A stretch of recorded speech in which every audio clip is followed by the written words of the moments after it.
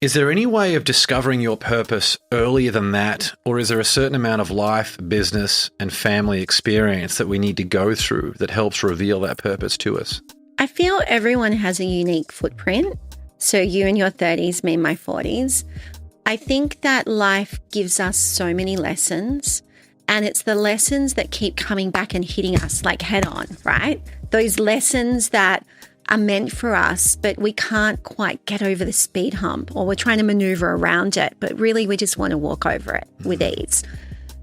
I think if you have life lessons like that, it means that the universe is saying to you, I'm here to show you the way. I'm here for you to understand what your power and purpose is, and start listening.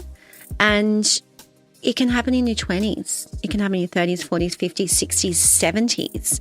I spoke to Marianne Williamson a few months ago on our podcast, and she said to me, I didn't really discover it until I was in my 60s. But in my 40s, I felt like I found myself, and I found that was so interesting. And now she's going into her 70s, and she just said, I find like I'm now like living the life I've always wanted.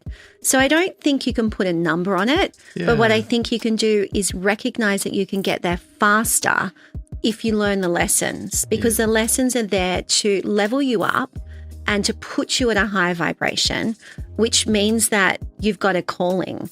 And when you've got a calling in life, it's there for you to answer. There's moments of rebirth and ownership that we go through. I've spoken on the show before how at the age of 23, that was basically the first time in my life that I stopped being a victim and I planted a flag to life and said, you know what, come and get me. And that was the moment I started consuming everything I could find on peak performance and mindset and relationships and got my health dialed in every way and started really caring about the people that I was hanging around and how I was working on myself in every possible facet.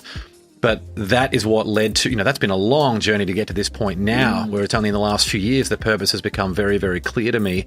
So on the condition that we're open to it and having the right conversations through coffee dates, the network that we can build up, the professional expertise and specialized knowledge that we develop that enables us to give value to other people, where we can then step into that purpose and be open to something that's so much more powerful and then start living in alignment and integrity with that. And a lot of people ask about how do you find flow? And I feel I want to deep dive on this a little bit more, because what you're saying is you're soaking up all of this information. Don't wait until you have a near-death experience or something major that happens to you to make change. Like, be the change you want to see. Like, that's a famous quote. The more you take the smaller steps forward, the bigger the momentum. You don't have to take a big step forward to find your purpose. All you need to do is each day make a promise to yourself to shift that energy forward. And what you will find is that you will come into alignment a lot quicker when you understand that the doors that are not meant for you are meant for someone else to experience, and the doors that you easily walk through are the experiences that you're meant to have.